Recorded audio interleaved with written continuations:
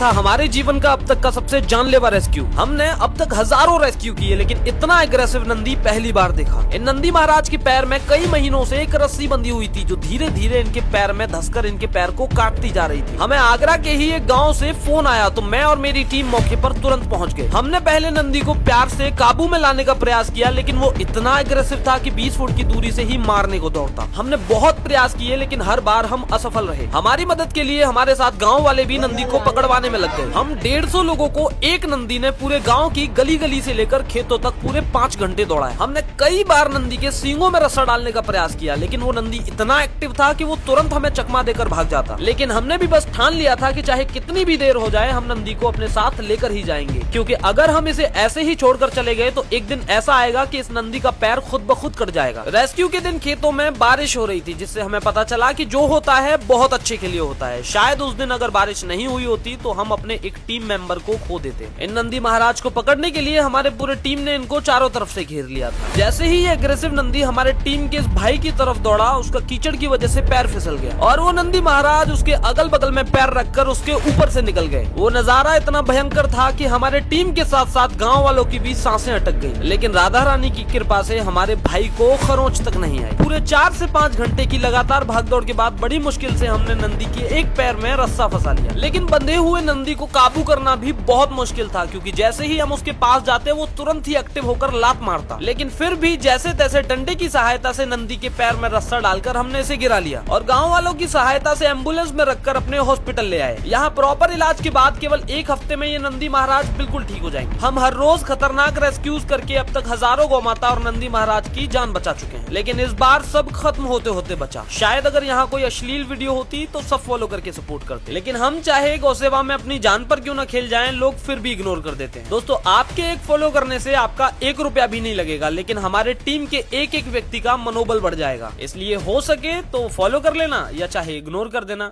Radhe Radhe.